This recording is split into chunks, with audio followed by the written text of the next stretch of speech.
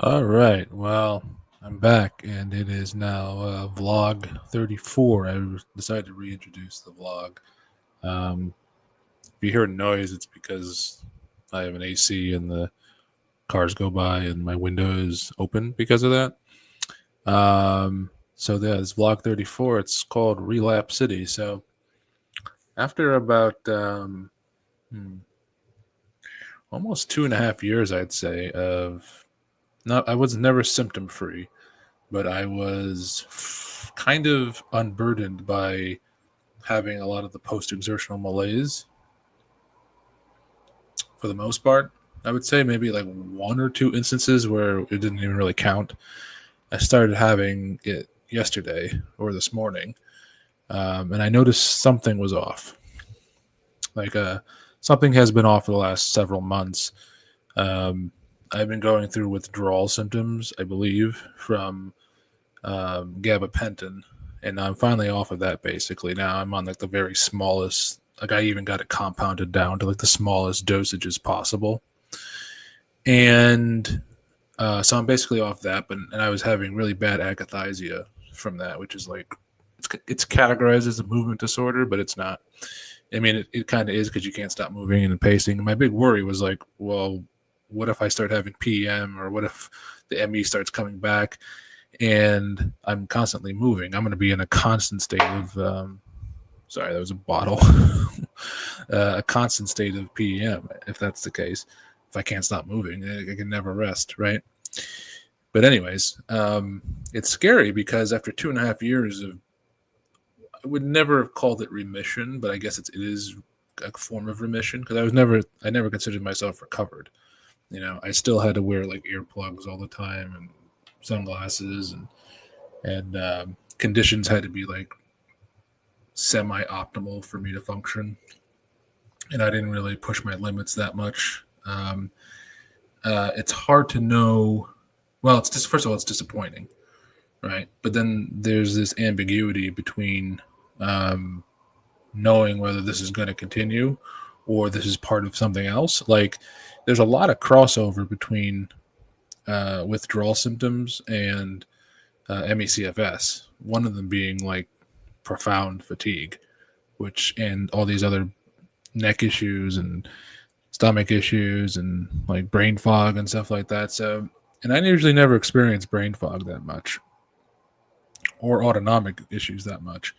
But this morning was different. This morning, I just kept falling asleep, um, which has not happened to me in a very long time. Where I fell asleep, have these really intense dreams, which is not like unusual, and then I would fall asleep again for like 2 hours, and then how I know things are really bad is like my tongue will start burning or have this weird taste in it, which again is also a symptom of fucking withdrawal or like medication, like you know, uh,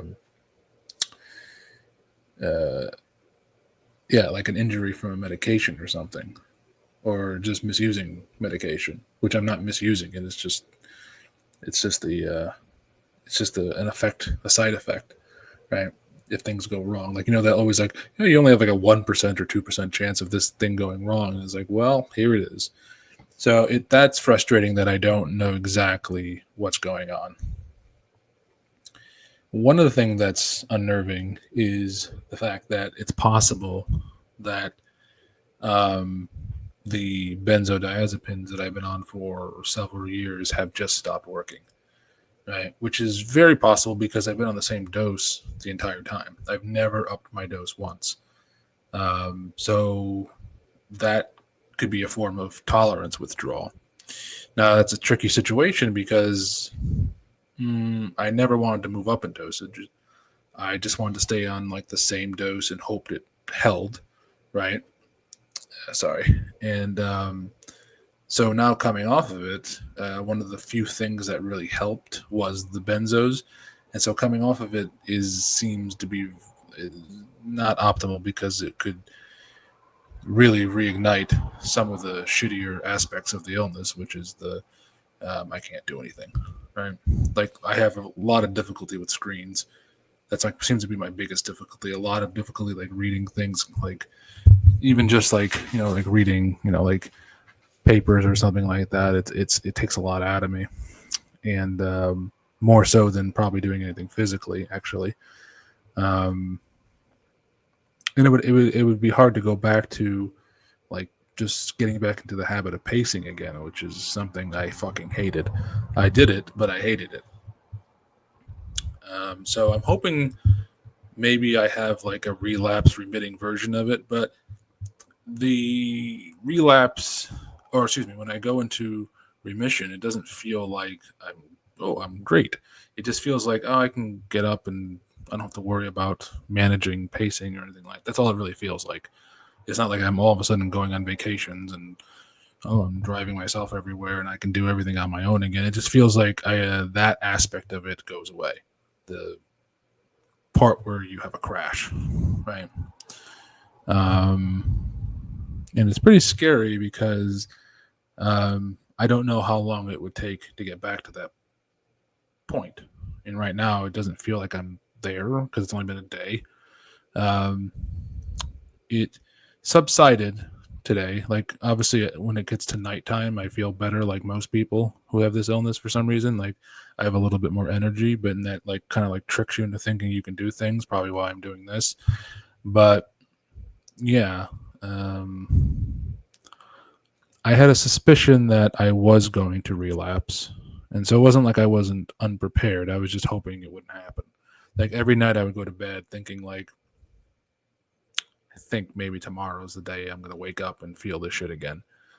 And today was that day. And that's unfortunate because I never thought I was out of the woods. I never thought like, I'm in the clear. I thought like this is something I would have to be super hyper vigilant about for the rest of my life, which is fine.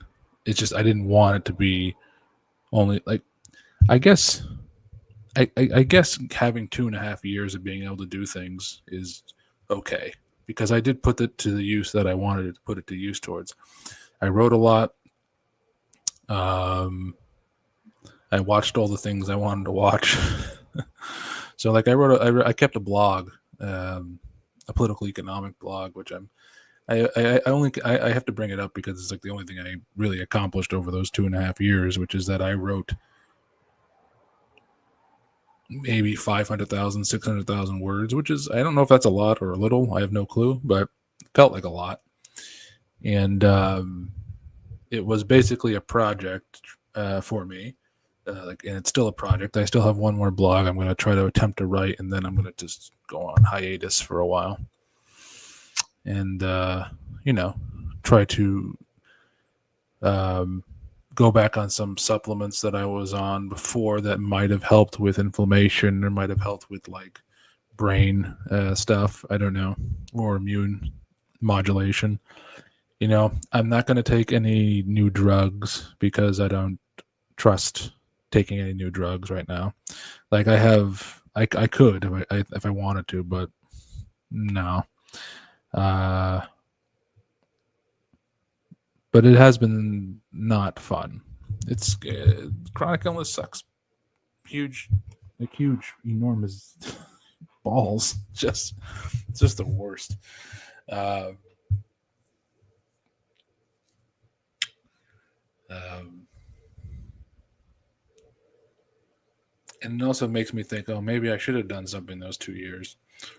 Like I was just too worried. I was like, well, I'm not going to push myself, but I kind of was. I was pushing myself writing, and I was pushing myself reading, and I was pushing myself every night. With just a lot of like mental stimulation, stuff like that.